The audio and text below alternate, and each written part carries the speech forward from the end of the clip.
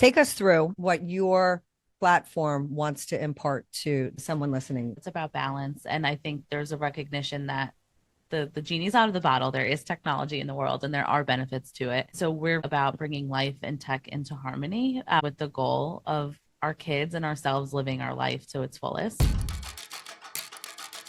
Hi, welcome to Girls Gone Gritty. I'm sitting next to Jen Berenius. We are in Bring It On Studios. We have a fabulous guest for you today, very informative. We have a Got Grit Award winner that you will want to stay tuned to find out who that would be. And we have some all over the map top threes. And we're going to go back and talk about our weekend, even though I'm a little scared to bring up what happened to Jen. Well, for anyone listening, you've probably been in this situation if your child plays sports. We had a fun trip to the ER after a very contentious fight against Manasquan, which we went for two and did not convert. So we lost 6-7, which made the trip to the ER even worse with a loss. But positive attitude is everything. And I was telling Nate, who has a torn MCL, avulsion pulled from the bone, that positivity is everything and healing begins in the brain. So we're trying to keep things very upbeat at my household right now because Right. scheduled surgery is a coming. Oof. And I know the Boyles know that as I don't like to hear about injuries. I don't like to hear about surgeries. And I turfed it with you uh, about 2 weeks ago, walking with our dogs, and I fell on acorns and really did some damage to my shoulder and leg that I've been recuperating from. And then on top of it, I kind of replanned my weekend to be here for the storm that was going to take us all out. And I was going to have to bail out my basement. And I'm happy to say that the big storm did not come. But overall, there was a bit of a wet blanket this weekend. yeah, it was a let's say a tough weekend all around for a lot of reasons, but thankfully the weather did overpromise and underdeliver. One of the few categories I like that. Yes. You know what? I'll take that. That was a huge For win. sure. That was a win for us. Oh, there's our win. We have some like happy top threes. There's some interesting top threes. We're always coming to you with things from all over. So number 3, jumping from speeding boats, leaping from helicopters, saving swimmers all over Italy. It's super Newfie. Oh, I love a Newfie. And reading this article, it's incredible. These dogs jump out of helicopters, swim through torrential, crazy waves and cold water, and they withstand all kinds of terrible weather. There's a reason they're man's best friends. Yeah. And when they're trained properly, they can do a lot of great things. So we're going to have some cool images of these dogs leaping from crazy places and saving people from torrential waters. We need more of Imagine that. seeing a big Newfie coming for you, and then you just holding on to dear life to this big giant bear that is equipped to bring you to safety. And that reminds me of the St. Bernards that bring you alcohol when you need it, when you're lost in the Freezing mountains. to death. So, they bring you whatever you need. I love dogs. God for the Newfies. Okay, number 2, Philly fan terrible. Don't play the lottery this week if you're from Philly because you lost in baseball, Phillies.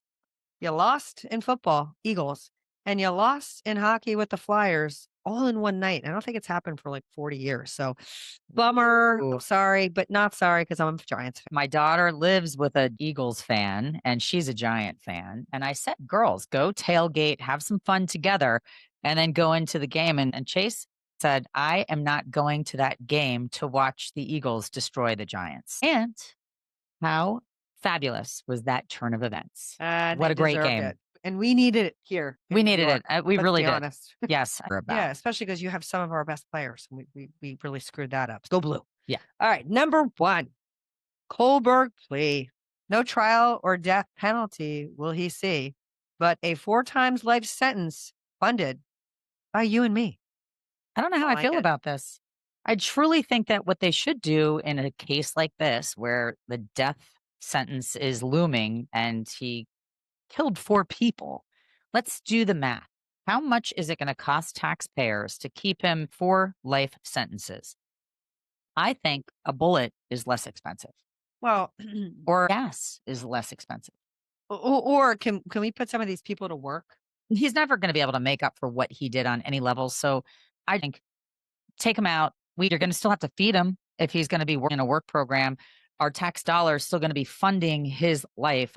Of course, he hits the plea bargain when he sees that his sister is going to be one of the witnesses that the defense were bringing to the table. Terrible story, terrible outcome.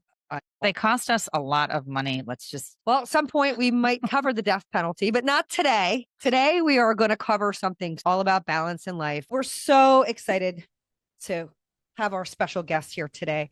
I want to introduce you to Holly Muscatello. She is the founder of the Balance Project and has decided that technology is too much and life requires more of a balance than we're giving our children right now. We're excited to have a conversation with her about her initiative and the impact that she's having not only in Little Silver, but in communities across the country. Welcome, Holly. Everybody, thank you so much for having me. I'm excited to be here. It's 18 years that technology has taken over. It really was a groundswell that happened in a generational period. So much of the technology hadn't taken over. Yeah. So we're going to talk about the timeline of things and how it's impacted today. But let's talk about how you started this initiative. Yeah, sure. It started because I'm a mom of 3 little girls and I am an older millennial. And I love that title. And I'm very typical, reading all the books, following all the blogs, breaking all the cycles, doing all the things to give my kids the best possible life. And I started to learn a bit about the impact of technology on childhood development, and honestly thought about it and reflected back on my own parenting and felt generally okay with how I was handling it so far, but also knowing that there was so much more to come.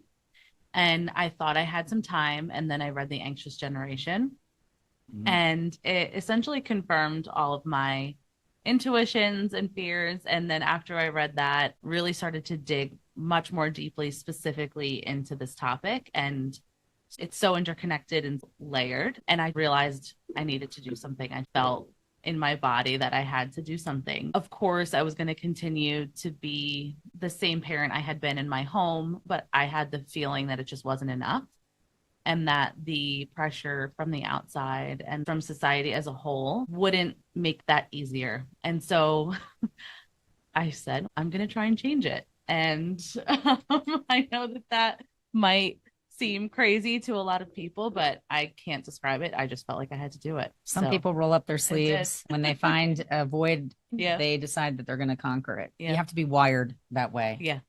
Holly and I met through town. And one thing that I will say even is get involved in things, I think is how Holly and I really connected, because she would be one of the few people that was under the age of 65 that would actually show up at some town council meetings and wasn't afraid to raise her hand and ask questions. Yeah. And that curiosity is inspiring. A lot of people lose their questioning skills as they get older, and they go along with it because they're busy and because it's the way it is. It's easy. And it's easy to go to get complacent. Holly is obviously not complacent. So talk about your children and their ages and what you see right now in their universe, because they're quite younger than Farley and mine. Sure. So I have 3 beautiful girls, Molly, Ruby, and Reese. Molly's 7, Ruby's 5, and Reese is 3.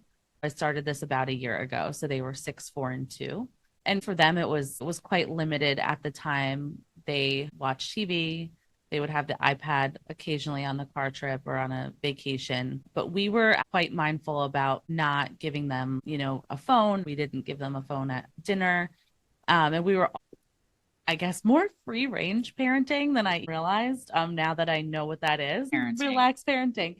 That's definitely us. Yeah. Like I didn't even realize that that's what I was until I started to get into the school system and understand other ways. But people would always say, you're so relaxed. And my husband and I never understood. Because you're let your kids play outside, walk to their friend's house because you're not setting up a play date. Yeah. So that, because they can ride their bikes. Right. Places. Exactly. So the combination of understanding that all of that was connected and it's all important, that is what made me realize I need to help other people relax a little bit more and give their kids permission to have those independent experiences. And I've never been afraid to go against the status quo or, the societal norm. And so I felt like I could be someone who took the first step to make it easier for other people.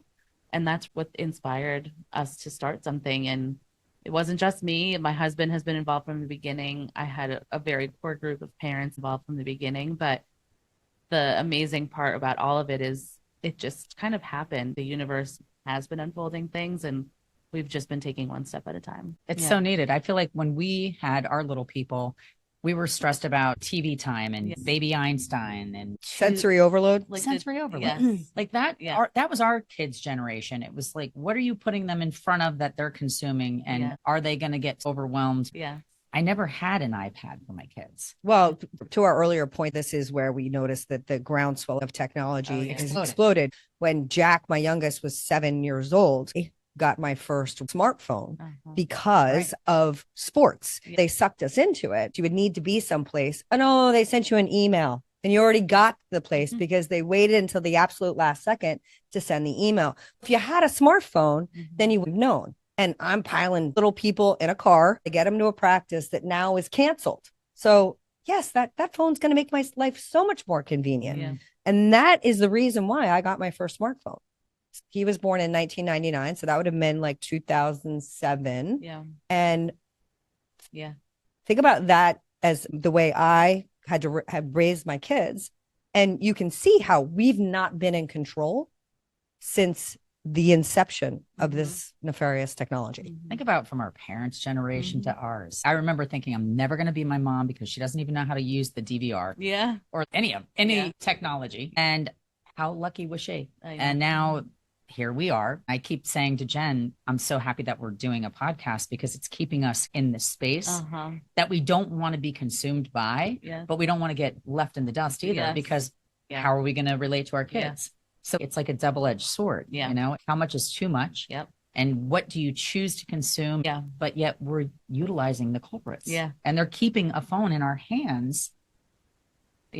Because of COVID, you go to a restaurant, you have to scan a menu and airports, and they're making us use these things. And that's what I love about your initiative, Holly, the Balance Project. It's not saying that technology doesn't have a place in our society. It's choosing to incorporate it into the right places within our development of children, our usage in schools, even in our workplace. It's also changed where a lot of companies are going to two phones. You know, you have a work phone and a personal phone, and you can see that boundaries. Trying to figure out more ways to manage it on some levels and control it on other levels. I guess my question to you is, how do you see this extrapolating out? So in all fairness, your kids are real young. So you have a luxury at this moment 100%. Where you can say, I'm still in charge.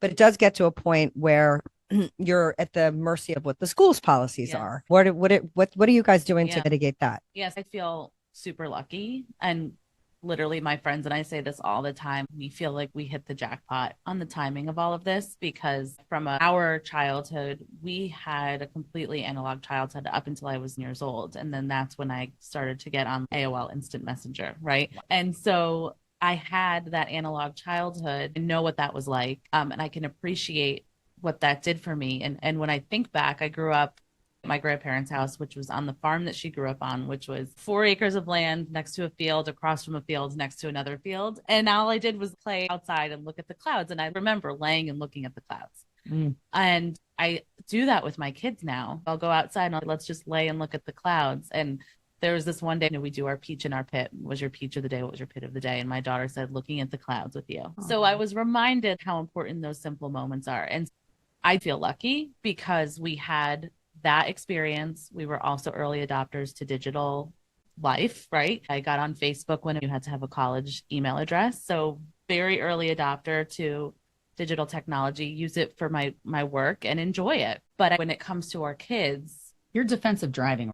We're defensive That's what driving. I feel like it is. You see what's coming around the corner. Yes. And you are being proactive now so that by the time you're rounding that corner, there's something in place. There's a safety net that's going to catch all these kids. And I feel for the parents who are a few years beyond me because they didn't know. And it has started to become a national conversation in the past few months. Even a year ago when I started this, It was not as widespread as it is now. Years But before you that, said they didn't know. I completely disagree with you on Okay. that. I Okay. feel like if we're talking about the tech companies, they I'm know. talking about parents. Yeah, I was talking. I feel like we as consumers, as parents, as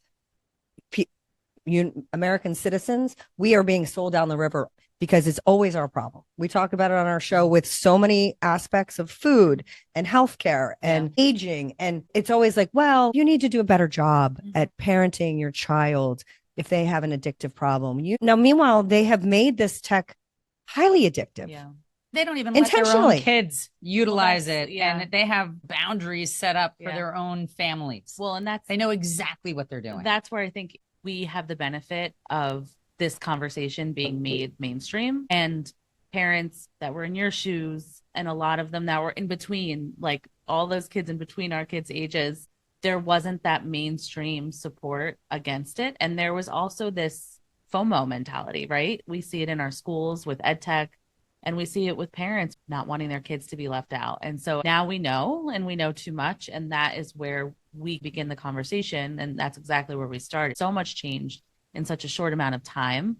And now we know, and we have to swing it back to the middle. I remember the first time that I had an uh-oh moment, and it was with our children. It was with Kyle and Abby. And we had just gotten those fighting hamsters.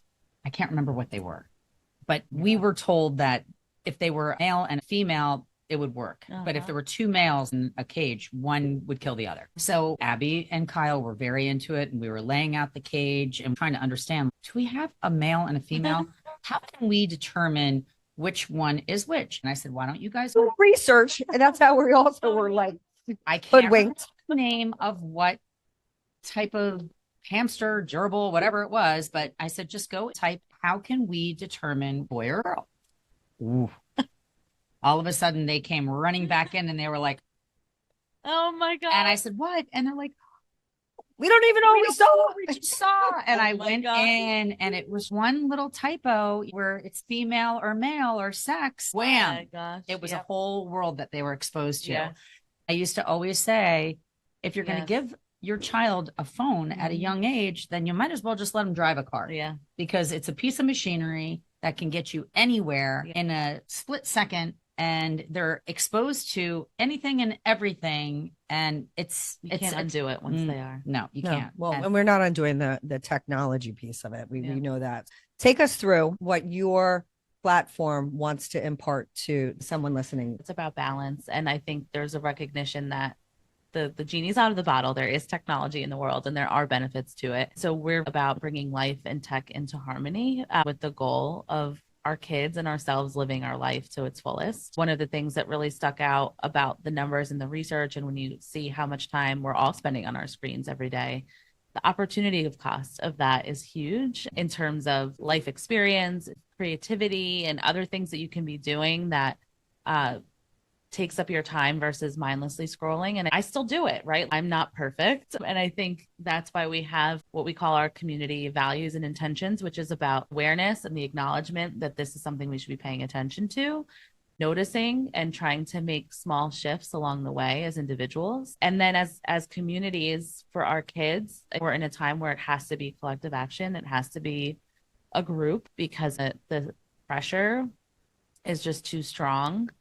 And it's so much easier if your kid doesn't feel like they're doing it alone. So we're really trying to make it so that nobody has to do this alone. I read your 25% stat. Yes. Will you share that with us? Yeah, of course. So there's some studies. It's very famously spoken about in The Tipping Point by Malcolm Gladwell, that 25% of a group is essentially when you start to see a cultural shift. And so our goal in every community is to have 25% of the group on board with our mission and approach, because we believe once 25% of people are doing something, it will start to shift the culture. So it's obtainable. It's obtainable. It is. We don't have to get everyone, but once there's enough people talking about it and doing it, you start to think, oh, maybe I should be thinking about this too. When I started Chase for Life, I was trying to figure out how to make CPR and the Heimlich, Heimlich maneuver a hot topic. So my advice would be making it the cool club, and trying to finesse how you can make a kid want to be a part of something. I feel like if you guys can figure out a way for that 25% to be the cool kids. Yeah. And to make it, something that people want to be a part of because, they're doing it. Go after some of those alphas in the classes and say, hey, listen, you could be a real role model. And if you come on board, think about all the other kids that are going to come on board. And maybe there's some type of award or recognition that you could give to try to make it a coveted award. Yeah. And make people want to be on, a part of the bandwagon. Yeah. It's really interesting you say that. And we inherently like to have fun. I like to have a good time. And I also don't have a lot of time. And so part of how we talk to our community leads across the country is to infuse fun into everything that we do. We try to have an event at a brewery, or we try to have something exciting happening. When we have events for kids, we had an ice cream truck. So we are trying to make it not all doom and gloom and not all bad, right? And we try to show the positive side, what's possible, and we try to make it fun along the way. We are actually having a brainstorm tonight on high schools. We started with kids who are in elementary school, and then we moved up into middle school. And now we're really looking to unpack how to support the high school students. And those who I have spoken to already have started to talk about making it a club. Yeah, give an hour, something that is going to translate elsewhere. Exactly. Right. And so we're working through some of those ideas, which we're really excited about. And then another fun one that happened organically is we have a realtor who's local, who's starting to include Balance Project community in her listings. Stacey Bender, shout out to Stace.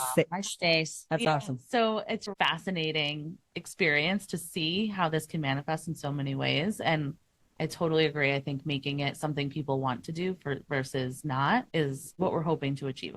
The grassroots aspect of anything is important. But you've had some interesting meetings with our political leaders, correct? Yes. Oh, yes. So what level are we impressing some of this importance and change and policy? Yeah. And holding these tech companies accountable? What are we doing there? When I decided, where am I focusing my energy in this space? There's a lot of groups that are focusing specifically on advocacy and policy. And that wasn't necessarily my background or my strong suit. So I chose to focus on community because that's where I felt like I could add value. That said, we always talk about what are we doing beyond our schools in our communities and that policy. So in New Jersey, we're talking with the governor's office, with the Speaker of the Assembly, and the Education Committee. So we will be working with them throughout the rest of this current term to hopefully pass the bell-to-bell policy for schools. So no phones in schools, bell-to-bell. That happened in New York State. New York, it's 38 states. Yep. New Jersey's one of the last to do it. So we're hoping to get that over the finish line before Governor Murphy leaves office. But we quickly highlighted some of the other challenges that we're experiencing in terms of ed tech in schools, and also childhood independence laws that are very vague right now, which give parents pause in terms of letting their kids have that independence we believe is so critical. And we put on their radar the community infrastructure, green space, more flashing lights and crosswalks and things like that. So the bell to bell is our first step on the journey, and then we're quickly moving to those others. We also had a call last week with a nonprofit that works with governors across the country to do model policy. And we're going to be working with them as well to influence their model policy, which would then be given to every speaker of every state or every governor. I'm not sure which one it is. So we're really excited about that opportunity as well. Awesome. Yeah. What are your 4 pillars? Well, so our process, I work by day in advertising. I've been in marketing and advertising my entire career. And when I understood the challenge, right, as a marketing problem, how do we, educate people on something that they're not paying attention to or don't want to pay attention to? How do we get them to change their behavior and admit that they need to make changes? So when we designed our approach, it was rooted in that behavior change philosophy and cause marketing, social proof marketing. So our 4 phases are invite, excite, unite, and activate. The first one is as simple as starting the conversation and welcoming people. And that's our front door. That's the Balance Project. We're already welcoming you in because who can argue with needing a better balance in some form or fashion, right? So we're not dictating exactly what that balance is. We're just kind of acknowledging that inclusivity. It's needed. Yes. So we want everyone to be a part of the conversation. So that's that invite phase. And we have, tools for our community leads that help them. Like, here's a simple text message to people, here's a simple text message to your class, your class chat, or here's an email to your administration. So we try to give them all the tools and make it as easy as possible for them to start the conversation. Then we move into Excite, which instead of painting this as doom and gloom, painting as what's possible and what's on the other side if we do tackle this together. And so we talk about what does harmony look like, and how can we get there, and what are the things our kids will get back and will get back as humans. My gosh, they'll be able to communicate. Yeah, seriously. They don't talk. Yeah. These kids get in a room and they get on their devices, and it's a lost art, like home ec. Yes. You learn how to cook, and so we'll have to send our kids to school to learn how to communicate. Yeah, it's true. And they don't date. And there's a lot of problems that we see at the older level. Yeah. Well, I just saw Wall High School made national news because they canceled their homecoming because no one wanted to go. That is so sad. So terrible. That was the best thing ever. It's so devastating. Yeah. I think about when I had little people, and a lot of times we were together, and it was fun to go to a restaurant and play the grocery store game, A to Z, and work on their memory, or I Spy, or old-fashioned, old-school ways to be involved and to be present with your kids and to participate. Yes. I love your box. I saw your box, and what comes in it is like cars and crayons and things like that, which I think is so smart, because I used to pack up a bag and I had my kids' favorite things in it so that they could entertain themselves. Yeah. I was never giving them a device. It was always about coloring. And as a kid, one of the exercises, my mom was a teacher and my aunt was a teacher, and it would be in the back of a car or wherever. Okay, draw an aardvark anteater elephant. And I'd have to try to come up with what that would look like in my brain and the new name. And it's like those things, for me, I love imagination and laying on your back and looking at clouds. I took my kids on fairy hunts. My kids, they still believe in fairies. And I was the parent who let their kids run out into the woods, and I had other parents and neighbors call and say, "Who's watching your kids?" Yeah. They were young, and they were watching one another. Yeah. Right. So I think that societally has to shift, where and if I'm a kid riding their bike inappropriately, you roll down the window and you don't report them. Correct. You speak to them. Yeah, you have a community and a conversation with people about the manner in which we operate in society. Yes. And that is a part of the problem. It's sad when you go to dinner and you see people that their kids are plugged in. And we've talked about this on our tech episode, and they're on their iPad and their earplugs, they're plugged in. And I'm sure mom and dad are tired from a long day at work. Yeah. But that is not going to reduce stress. It's going to create another problem on the other end. And we're already seeing this. And I would love your take on the AI piece. Yeah. We are looking at these organizations who are supposed to self-regulate social media, tech, and we're still allowing these same tech companies to say, we're going to solve all life problems with AI.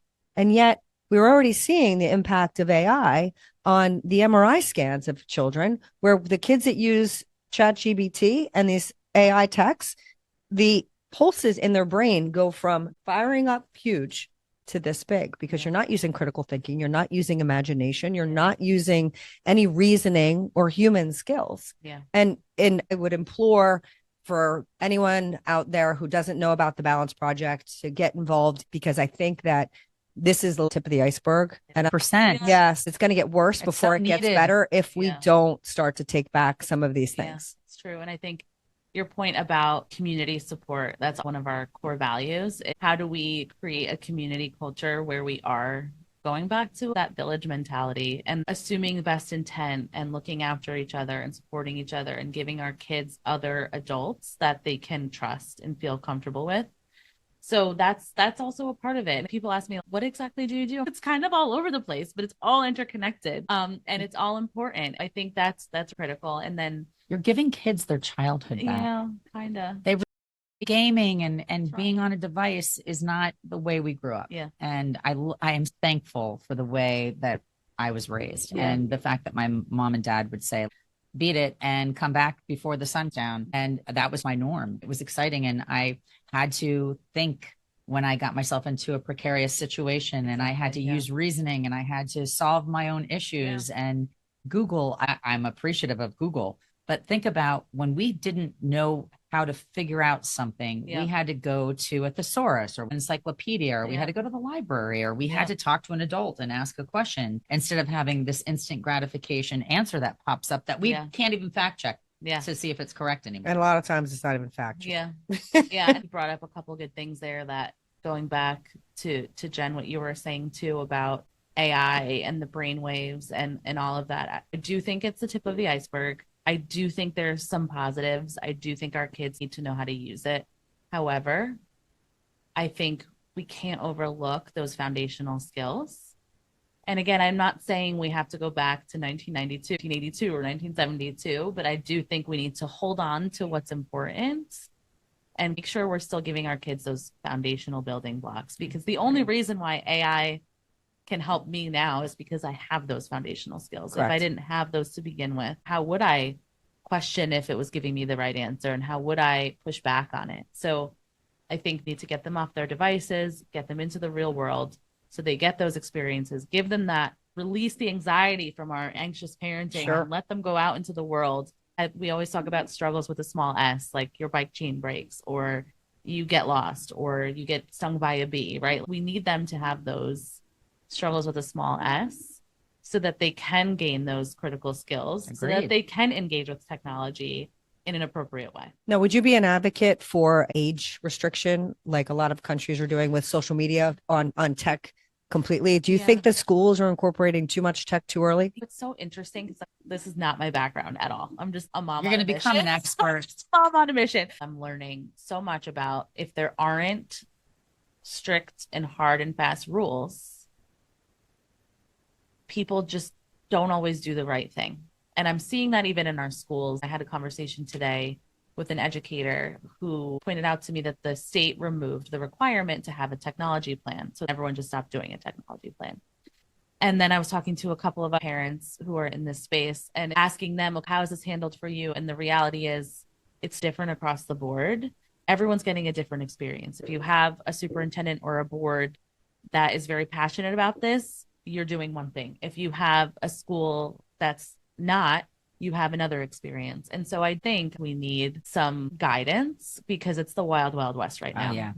Yeah, I can see that. And I'm not really a believer in strict rules like that. But in this case, I think we need it. Well, because it's not rule by sake of needing rules. It's a rules of engagement. It's like playing a game, let's be honest. And if you don't know what the goal is, right? If you aren't understanding, like, what are we trying to accomplish here? How are we going to get there?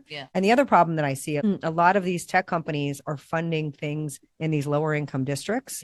And these tech devices become babysitters. Right. They become a parent. They become another lifeline. They become their social.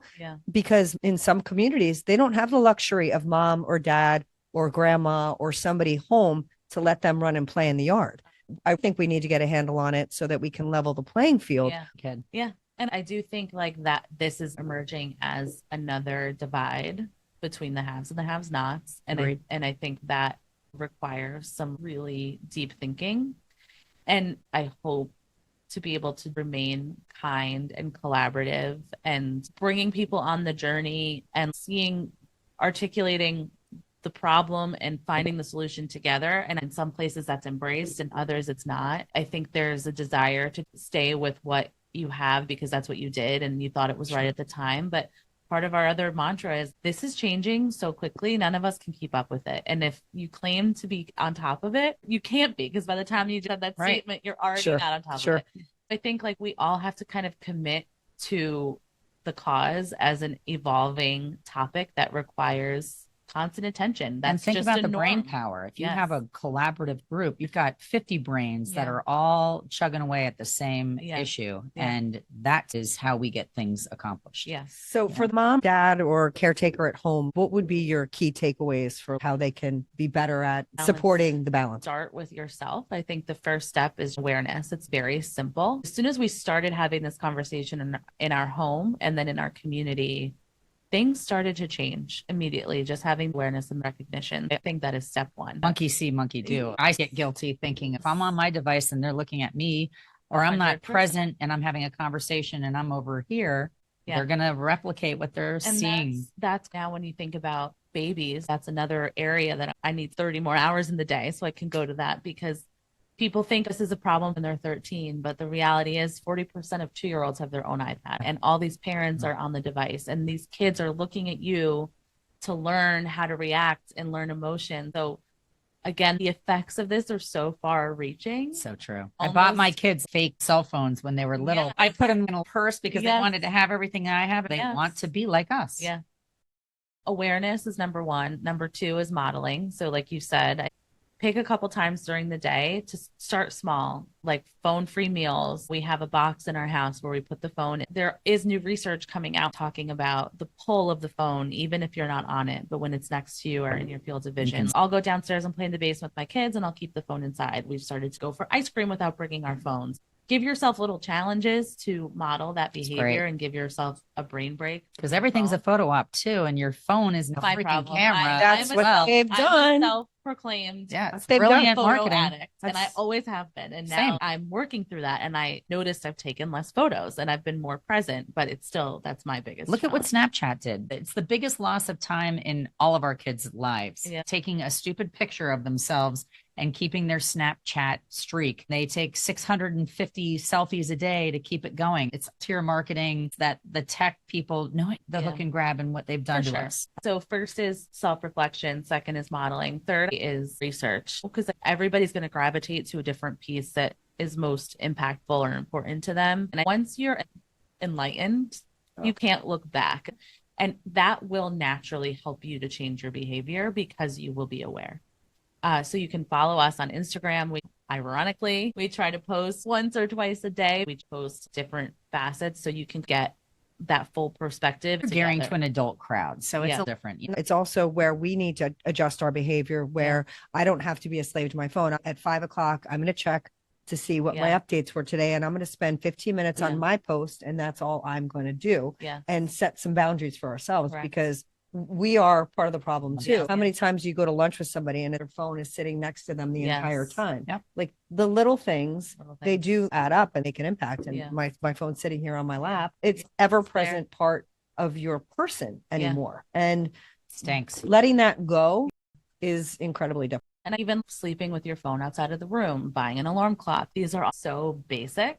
Like, don't scroll while you poop, right? I love that you said some of my best ideas come when I'm taking a shower because you don't have your phone in there with you. It's so true. It is very commonsensical. And the KISS theory, keep it simple, stupid. Yes. It works. Yeah. That's what we have to do is just kind of go back in time and revisit the early days. I think we can do a lot of amazing grassroots things, but there's got to be accountability. If there's no accountability, it's not just our fault because the kids these devices and we're not the ones that created it. And it starts at a very high level and it trickles all the way down and we're feeling it the most. Yeah. If you want to get more involved, you can start a community. There might already be one. There's over 100 across the country now, which is insane. Amazing. Share. So it's at thebalanceproject.life and our Instagram is thebalanceproject_HQ. We're starting to have communities with their own. We have 100 communities. I don't know how many states. In the last time it was over 30.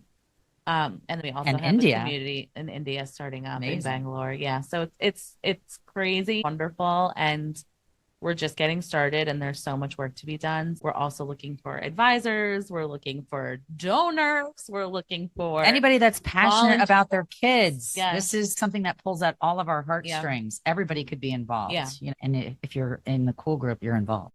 Yeah. Totally.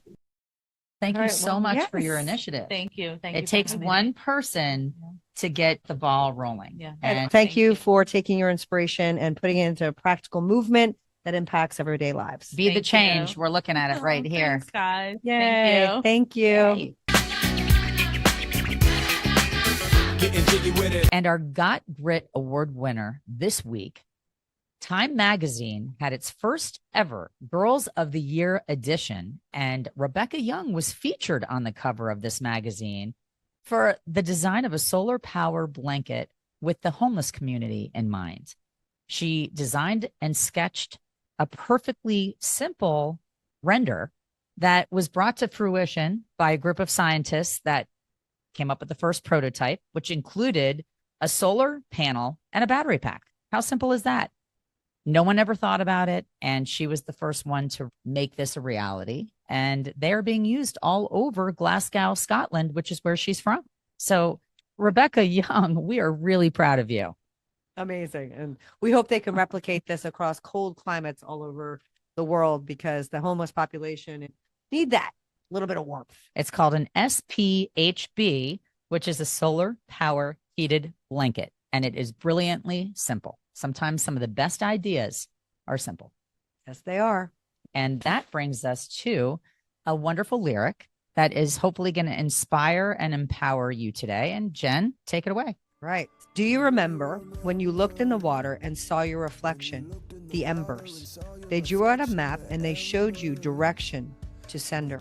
Far in the east, where your heart is at peace when you enter. My love is just a reminder, find your center. My love is just a reminder, find your center. A reminder. A reminder? Who sang this? Trevor Hall. You played him for me recently. I love him. I think Spotify actually introduced me to him, which is he opened for Michael Franti, right? Yeah. Opened for Michael Franti. He's been at some interesting concerts, and he's a cool young artist that has deep rooted history in Hinduism and all good things of being connected with the universe. So we love that. And we love for you to continue to be connected to your universe of people and sharing whatever you can. The energy of this podcast, the intention of this podcast, maybe this podcast itself, it doesn't matter. What we really want you to do, like the Balance Project did today, is find your community, create conversations, get off of your tech, get back into the table, have a nice meal with your family. Know that you can make a difference. It all starts with just one person. And if we all decide to make a difference, imagine 25% rule that she covered today. We can make change. So let's go ahead and do that. Hit subscribe, please. That'll help change our numbers too. Pay it forward. Hey, again, if you want to engage us and you have an idea for a show, we're always looking for you to give us some feedback. So that's another way you can help us. Conversations are two ways, and we'd love to hear from you. So thank you. If you want to nominate a Got Grit Award winner, we'd love to hear it. We are all about content, ideas, anything that you want to bring to the table. Thank you so much. So much.